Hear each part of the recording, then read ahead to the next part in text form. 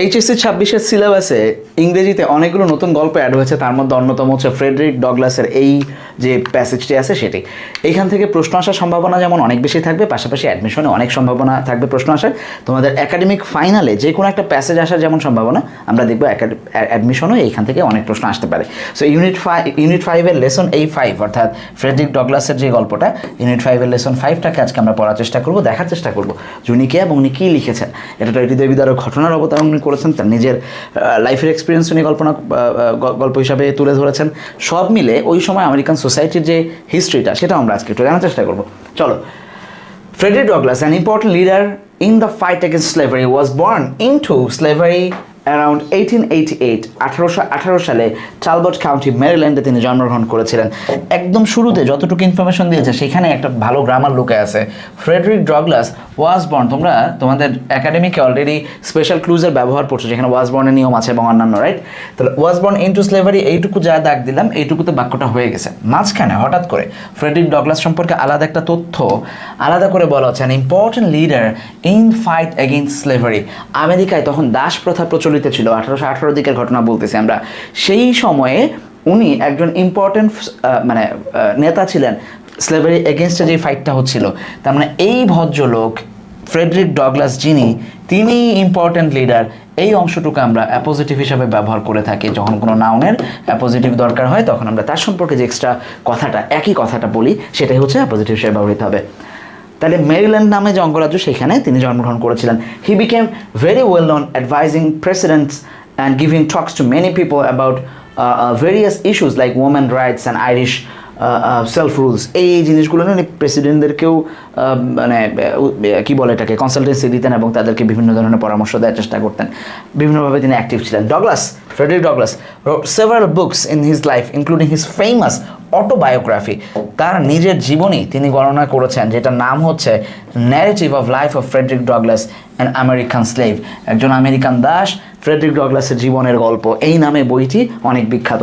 আমরা এইখানে আজকে যা পড়বো সেইটাতে আমরা একটা এক্সার্প্ট পাবো। আমরা গত ক্লাসে তোমাদেরকে বলেছিলাম এক্সার্প্ট মানে যখন কোনো জিনিসের ছোট্ট অংশ কোট ব্যবহার করা হয় তখন আমরা দেখবো, ঠিক আছে, এই জিনিসগুলোকে এভাবে লিখে। Chapter 1. I was born in Tuckahoe near Hillsboro and about 12 miles from Easton in Talbot County, Maryland. উনি নিজের জন্মের কথা মনে করছেন যে আমি এইখানে জন্মগ্রহণ করেছিলাম মেরিল্যান্ডে, ইন টুকাহো নামের যে হিলসবরো এরিয়াতে, সেখানে তিনি জন্মগ্রহণ করেছিলেন। I have no accurate knowledge of my age. আমার জীবনের এক্স্যাক্টলি বয়স আমার কত এটার কোনো অ্যাকুরেট নলেজ আমার কাছে নাই। Never having seen any authentic record containing it. আমি এইটাও দেখি নাই যে আমার যে বয়সটা কত অ্যাকচুয়াল এইজ, এটার কোনো রেকর্ড, অথেন্টিক রেকর্ড আমি পাই নাই যেখানে এটা আছে। By far the larger part of the slaves knows as little their ages as horses know theirs. উনি দুঃখ করে, আক্ষেপ করে, পরিহাস করে বলতেছেন যে স্লেভদের সবাই বয়সটা ততটুকুই জানে, একটা ঘোড়া তার বয়স যতটুকু জানে। মানে একটা ঘোড়া কি নিজের বয়স জানে না। তো উনি বিদ্রুপ করে বলতেছেন যে by far the larger part of the slaves know as little as their age as horse knows of theirs. ঘোড়া তাদের বয়স সম্পর্কে যা জানে, মানে একটা ঘোড়া কেমনে কিছু জানে যে বয়স কত, এইটুকুই জানে একজন American slave. It is the wish of the most masters within my knowledge to keep their slave thus ignorant. এবং আমার জানা মতে প্রত্যেকটা মাস্টারের মানে স্লেভ ওনারের এইটাই চিন্তা যে তাদের দাসদেরকে তারা এইভাবে ইগনোরেন্ট করে রাখবে, তাদের কোনো অধিকার সম্পর্কে তাদের জানতে দিবে না। I do not remember to have ever met a slave who could tell of his birthday. আমি এখন পর্যন্ত একজনও স্লেভ পাই নাই বা মনে পড়ে না আমার যে তার নিজের বার্থডেটা জানে, এটা আমাকে বলতে পারে, ঠিক আছে। আচ্ছা, তাহলে এইখানে যে অংশটুকু, এই যে স্লেভ হচ্ছে নাউন, তারপরের যেটুকু পাচ্ছি আমরা এইটুকু হচ্ছে একটা নাউনকে মডিফাই করতেছে। দ্যাটস ওয়াই এই ভদ্রলোক হচ্ছে একটা অ্যাডজেক্টিভ ক্লজ, ঠিক আছে। এই ভদ্রলোক হচ্ছে একটা অ্যাডজেক্টিভ ক্লজ। আসো, দে সেলডম কাম, সেলডম, নেভার। আমরা যখন সেলডম ব্যবহার করি, সেলডম, তারপরে আর কি ব্যবহার করি, সেলডম ব্যবহার করি, বেয়ারলি ব্যবহার করি, রেয়ারলি ব্যবহার করি। এই কথাগুলো যখন ব্যবহৃত হয় বাক্যের অর্থটা নেগেটিভ হয়ে যায়, রাইট? এই অ্যাডভার্বগুলো যখন ব্যবহৃত হয় তখন বাক্যের অর্থটা কী হয়ে যায়, নেগেটিভ হয়ে যায়। এগুলো একটা অ্যাডভার্ব, এগুলো যখন ব্যবহৃত হয়। সেলডম, আর কি আছে, রেয়ারলি, বেয়ারলি, এগুলো যখন ব্যবহৃত হয়, হ্যাঁ, তখন বাক্যের অর্থ নেগেটিভ হয়ে যায়। দেই সেলডম কাম, তার মানে তারা আসেই না, নট লাইক যে তারা মাঝে মাঝে আসে, তারা আসেই না। Nearer to it then planting time, harvest time, cherry time, spring time or fall time.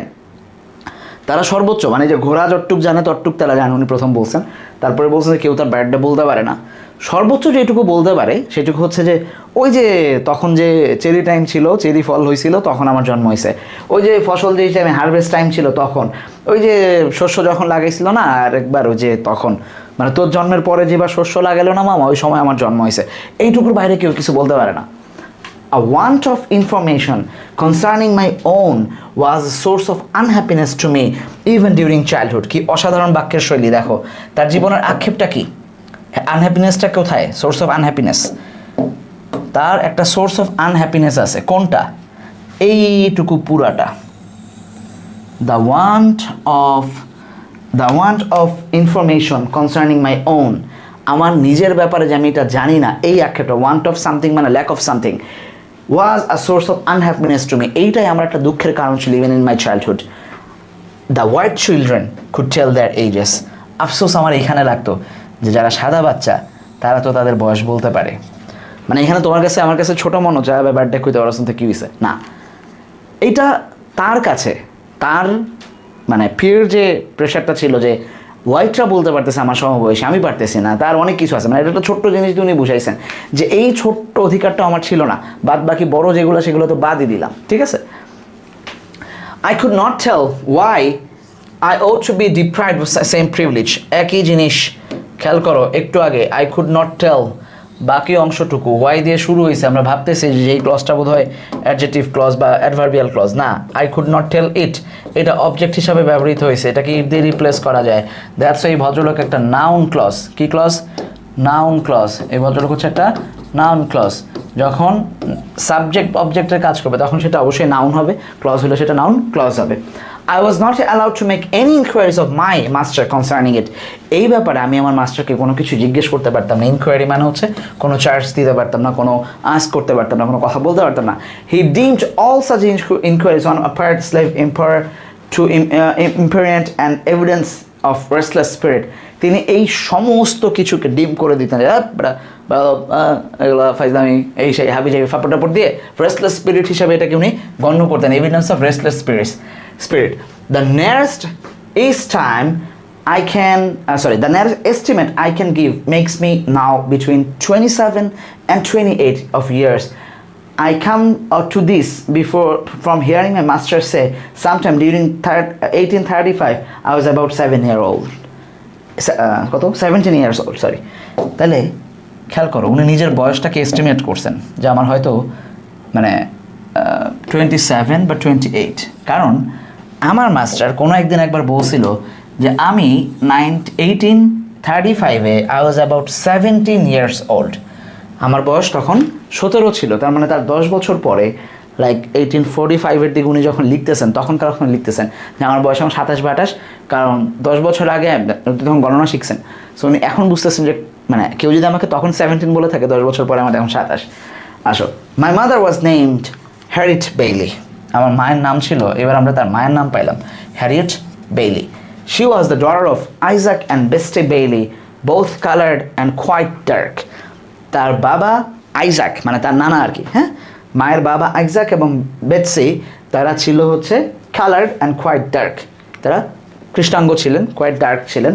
My mother was a darker complexion than either my grandmother or grandfather. মায়ের এই যে কমপ্লেকশনটা মানে তাদের যে ওই সময় তো নিগ্রো বলা হয়তো, মানে তাদের এই স্কিন কালারটা ডার্ক ছিল, এটা মায়ের কাছ থেকে, তার নানির কাছ থেকে, বাবার কাছ থেকে পেয়েছে। My father was a white man, কিন্তু বলা হয় যে আমার বাবা একজন হোয়াইট ম্যান ছিলেন। ঘটনা অন্যদিকে মন নিচ্ছে, হ্যাঁ। ফ্রেডরিক ডগলাস তিনি একজন কৃষ্ণাঙ্গ, তার মা একজন কৃষ্ণাঙ্গ, তার মায়ের বাবা মা অর্থাৎ তার নানা এবং নানি কৃষ্ণাঙ্গ ছিলেন, কিন্তু তার বাবা বলা হয়, ফ্রেডরিক বলতেছে যে এটা বলা হয় যে আমার বাবা একজন হোয়াইট ম্যান ছিলেন। He was admitted to such by all I ever heard speak of my parentage. In the opinion was also whispered that my master was my father. যে এটাও বলা হয় যে আমার যে মাস্টার মানে তার যে ওনার সেই তার বাবা। মানে ইউজুয়ালি যেটা হয় যে তখন স্লেভদের বাচ্চা কাচ্চাদেরকেও মানে ভরণ পোষণের দায়িত্ব নিত না বা স্বীকৃতি দিত না, but of the correctness of this opinion I know nothing. কিন্তু এই যে কথাটা বলা হলো যে আমার স্লেভ ওনার বা আমার মাস্টারে আমার বাবা, এই ব্যাপারে আমার কোনো ধারণা নাই। The means of knowing was withheld from me. এই যে আমি জানবো, মানে এটার অধিকার আমার ছিল না, ঠিক আছে, যে আমি জেনে কী করবো। My mother and were separated by when I was but an infant before I knew her as my mother. আমার মাকে আমার থেকে সেপারেট করে দেওয়া হয়েছিল যখন আমি বাচ্চা। মানে একটা বাচ্চা তার মাকে চিনে কবে? 2 বছর বয়স, 1.5 বছর বয়সের পরে, যে মাকে ছাড়া কিছু বুঝে না। 6 মাস বয়সে যেই তারে খাওয়াবে, যে কেউ যদি খাওয়াইতে পারে তার সাথে সে চলে যাবে, এটাই স্বাভাবিক। আদর যে করবে, মা বেশি আদর করে বলে ছেলেপেলে মায়ের নেওয়াটা হয়, না হলে অন্য যে কেউ আদর করলে তার কাছেই থাকে। কিন্তু 2 বছর বা 2.5 বছর পরে যে সে বুঝতে পারে she is everything to me. So এইটা বোঝার আগেই, বিফোর আই নিউ, লাইনটা দেখো, before I knew her as my mother, আমি তাকে আমার মা হিসেবে পাওয়ার আগেই তাকে সেপারেট করে ফেলা হয়েছে আমার কাছ থেকে। It is a common custom in the part of Maryland from which I ran away to part children from their mother at very early age. ম্যারিল্যান্ডে, যেখানে সে জন্মগ্রহণ করেছিল এবং পরবর্তী সেখান থেকে সে পালায়ে গেছে, ঠিক আছে, in the part of Maryland from which I ran away, যেখান থেকে আমি চলে আসছি পরে, সেইটাতে এটা একটা কমন কাস্টম ছিল, এটা একটা প্রথা ছিল, ইউজুয়ালি এটা ঘটতো যে বাচ্চাদেরকে মায়েদের কাছ থেকে পৃথক করে নেওয়া হতো, ঠিক আছে। Frequently, before the child has reached in 12 months, its mother is taken from it and hired out on some farm is a considerable distance off, and the child is placed under the care of an old woman, too old to field labor. দেখো অবস্থাটা দেখো, যে মাত্র 12 মান্থে, মানে 1 বছরও হয় না যখন, তখনই বাচ্চাদেরকে সেপারেট করে ফেলা হয়, মায়ের কাছ থেকে নিয়ে নেওয়া হয় এবং হায়ার আউট, কোথাও দূরে কোথাও একজন মহিলাকে নির্ধারণ করা হয় under the care of an old woman, এমন old woman too old for field labour. তখন তাদেরকে দিয়ে যে কাজকাম করানো হতো, বিশেষ করে ফার্মিংয়ের জন্য কৃষ্ণাঙ্গদের তখন মানে স্লেভ হিসাবে আইনে আটকায় মারামারি মারধর করে মানে তাদেরকে ফার্মিংয়ে কাজ করানো হতো ইন্ডাস্ট্রিয়াল রেভলিউশনের আগেও, ইন্ডাস্ট্রিয়াল রেভলিউশনের পরেও। আমেরিকা তখন ইন্ডাস্ট্রিয়াল রেভলিউশন চলে আসছে, বাট স্টিল তখনও দেখা যেত হিউম্যান লেবার তারা ব্যবহার করতো, সেহেতু সস্তায় পাইতো। সো ওইটা যেহেতু আর কেউ মাঠে কাজ করতে পারে না, তখন তাদেরকে দূরে কোনো এক জায়গায় একটা ফার্মে বসায় রাখা হয়, বৃদ্ধদের কাছে ওই বাচ্চাগুলোকে দিয়ে দেওয়া হয় যে হ্যাঁ এগুলোর বাইরে বড় কর। কিন্তু মায়ের কাছ থেকে 1 বছর বয়সে তখন বাচ্চা দুধ খায়, তাদেরকে ছড়া নেওয়া অমানবিক, inhuman. For what this separation is done I do not know. কেন এটা করা হয় আমি জানি না। Unless it to be hinder the development of child's affection towards its mother. হয়তো এই জন্যই করা হয় যে তার মায়ের প্রতি যেন তার কোনো আকর্ষণ না থাকে, মা হিসেবেই যেন মাকে সে চিনতে না পারে, and to blunt and destroy the natural affection of mother for her child. এবং মায়েরও যেন তার বাচ্চার প্রতি কোনো ন্যাচারাল যে এফেকশনটা থাকে, যে মায়াটা থাকে, মহব্বতটা থাকে, এটা যেন তৈরি না হয়, তারা যেন মেশিনের মতো সবসময় কাজ করতে পারে বা কাজ করার মানসিকতা নিয়েই তৈরি হয়। This is the inevitable result. এইটাই ইনএভিটেবল, বানানটা দেখে রাখো যে এইটাই বিমূর্ত, মানে এটাকে আর অ্যাভয়েড করা যায় না, সামথিং দ্যাট ইজ আনঅ্যাভয়েডেবল, ঠিক আছে, আনঅ্যাভয়েডেবল, ঠিক আছে, something that is unavoidable. I never saw my mother to know her as such more than 4 or 5 times in my life. আমি আমার মাকে 4 বা 5 বারের বেশি দেখি নাই, and each of these time was very short in duration at night. খুবই অল্প সময়ের জন্য, এবং সেটা রাতেই হতো, মানে সে কখনো আলোও দেখে নাই, আলোতেও দেখে নাই তার মাকে। She was hired by Mr. Stewart who lived about 12 miles from my home. আমি যেখানে থাকি সেখান থেকে প্রায় 12 মাইল দূরে তাকে নেওয়া হয়েছিল, একজন হায়ার করেছিল। She made her journey to see me in the night, traveling the whole distance on foot, পায়ে হেঁটে 12 মাইল। ভাই 1818 কথা বলা হচ্ছে, 1818 যখন সে জন্মগ্রহণ করেছিল সম্ভবত, তখনকার কথা বলা হচ্ছে যে 12 মাইল রাস্তা পায়ে হেঁটে রাতের বেলা আসতো। After the performance of a days work, সারাদিন খাটুনি খেটে, she was the field hand, তা সে রাস্তা মানে ফিল্ড হ্যান্ড মানে মাঠের হাত, তার মানে মাঠে ওই শস্য মারানি, পরিবহন, ধোয়া, এগুলো সব কিছু করতো। And whipping is the penalty of not being in the field at sunrise. এবং যদি সে, বুঝো, রাতে 12 মাইল সারাদিন কাজ করে 12 মাইল হেঁটে সে ছেলেকে দেখতে আসছিল, যদি সূর্যোদয়ের মধ্যে, সূর্য উঠছে এর মধ্যে যদি সে মাঠে পৌঁছাইতে না পারতো, উইপিং ওয়াজ দ্য পেনাল্টি, চাবুক মারা হইতো তাদেরকে। Unless a slave has special permission from his or her master to the country, permission which they seldom get, and one that's given him to give proud being a kind master. অথবা এটাতে হয়তো মাঝে মাঝে একটু ছাড় দেওয়া হয়, special permission দেওয়া হয়। এবং এই যে একটা স্পেশাল পারমিশনে বাচ্চাকে দেখতে আসবে, এরকম যদি কোনো স্লেভ মাস্টার একটু মেনে নেয় তাহলে তাকে একটা প্রাউড নেম দেওয়া হয়, বিং কাইন্ড মাস্টার, তাকে কাইন্ড মাস্টার বলা হয়। উনি মকারি করতেছেন যে মা ছেলের কাছে যাবে, এটার জন্য একটা পারমিশন দেওয়া হচ্ছে, সেই জন্য ওই মাস্টারকে কাইন্ড মাস্টার বলা হয়। তার মানে কোনো ভালো ফিল্টার অমানুষ নাই পৃথিবীতে, মনে রাখবা এটা। তোমরা যখন বড় হবা আস্তে আস্তে শিখবা যে কোনো ফিল্টার শয়তান নাই, শয়তান ভালো শয়তান নাই, ভালো মানুষ নাই, ভালো মানুষ নাই, ভালো আওয়ামী লীগ নাই, ঠিক আছে? এই সিম্পল আলাপ। I do not recollect the ever seeing my mother at by daylight. আমি কখনোই মনে করতে পারি না যে আমি আমার মাকে দেখছি। I do not recollect of ever seeing my mother by light of the day. দিনের আলোতে কখনো আমার মাকে দেখছি এটা মনে করতে পারি না, কারণ মা সবসময় রাতে আসতো। She was with me in the night, she would lie down with me and get me to sleep, but before I wait she was gone. সে আসতো, আমাকে একটু গল্প শোনায়, ঘুম পাড়াইতো ট্যাপ করে, আমি ঘুমাইতাম, ঘুম থেকে উঠে দেখতাম যে মা নাই, চলে গেছে। কারণ তাকে তো আবার ওই 12 মাইল রাস্তা হেঁটে সূর্যোদয়ের মধ্যে ওখানে পৌঁছাইতে হবে। very little communication ever took place between us. Death soon ended. খুব অসাধারণ line. what little we could have while she lived. মৃত্যু আমাদের মধ্যে যা ছিল পৃথিবীতে সেটুকুকে দূরে সরায় নিয়ে গেছে। আফসোস নাই আমার, কারণ with it her hardship and suffering, তার যে কষ্ট ছিল, তার যে দুর্দশা ছিল, এটাও সরে গেছে। আমার আর কোনো আফসোস নাই যে মায়ের সাথে আমার দেখা হয় না, কিন্তু মা আর কষ্ট পায় না, এটাই আমার শান্তি। She died when I was about 7 years old, মাত্র 7 বছর বয়সে মারা গেছে। And one of my master's firm named Lee's Mill, লিজের মিলে, মানে বুঝতেছো তো, তখন কারখানায় তারা কাজ করতো, সেখানে মারা গেছে। I was not allowed to be present during her illness at her death or burial. সে তার মাকে অসুস্থ সময় দেখতে পারে নাই, মা যখন মৃত্যু সজ্জায় তখনও দেখতে পারে নাই, মায়ের যখন বারিয়াল হয়, মানে খ্রিস্টান রীতিতে যাকে যখন মানে করা হলো, কবর দেওয়া হলো ধরো বাংলায়, তখনও তাকে দেখতে যেতে পারে নাই। এই পুরোটা সময় সে জানতোই না। She was gone long before I new anything about it. মা অনেক আগেই চলে গেছিল যখন আমি জানছি যে মা চলে গেছে, মানে আমি জানার অনেক আগেই মা চলে গেছিল। Never having enjoyed to any considerable extent her soothing presence and her tender and watchful care, I receive the tiding of her death with much the same emotion I should have probably felt at the death of a stranger. বলতেছেন যে আমি কখনোই never having enjoyed to any considerable extent, কখনোই তার আমি পাই নাই, তার সাথে আমি কোনো সময় পার করি নাই।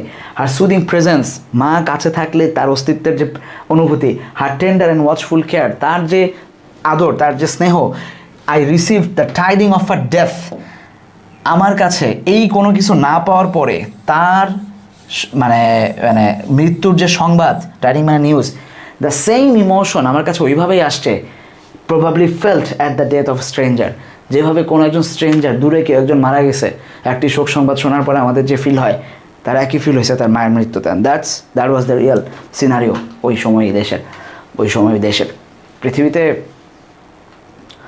মানুষের প্রতি মানুষের যে অবিচার, এটার কোনো টাইম লাইন নাই, মানে এটা টাইমলেস জিনিস। মানুষ মানুষের প্রতি অবিচার করবে, এটাই পৃথিবীর নিয়ম। সো জানি না, যখন বড় হবা চেষ্টা করবা যে তোমার আশেপাশে মানুষের সাথে যেন তোমার দ্বারা এক পয়সার অন্যায় না হয়। বিং অধীনস্থ, বিং ঊর্ধ্বতন, তোমার দ্বারা যেন তোমার চিন্তায়, তোমার কথায়, তোমার আচরণে, তোমার শক্তিতে যেন কারো কোনো দিন অন্যায় শিকার কেউ না হয়। এনিওয়ে, এখানে আরেকটা গল্প আছে যেটা আমি জাস্ট তুলে আনছি, বাট পড়াবো না। তোমাদের ওইখানে বইয়ে দেখবা যে সিলেট নিয়ে, আমাদের সিলেটের গল্প নিয়ে একটা ছোট্ট এক্সার্প্ট আছে, প্রতিবেদন আছে, এটা তোমরা পড়বা, জাস্ট এটা তোলার জন্য বলে দিছি। বাদ বাকি যা যা আছে এগুলো তো তোমরা হোমওয়ার্ক করবা, প্লাস তোমাদেরকে আলাদা ক্লাসে এগুলো এই ইউনিটের পুরোটা বুঝাই দেওয়া হবে। ওকে, প্রশ্নগুলো তোমরা নিজেরা করে ফেলবা, যখন ক্লাস হবে তাহলে বুঝতে পারবা যে এগুলো তোমরা বুঝছো কিনা বা পারবা কিনা। ওকে, সো তার এক পর্যন্ত ভালো থাকো, সুস্থ থাকো, পরের ক্লাসে দেখা হচ্ছে। আসসালামু আলাইকুম।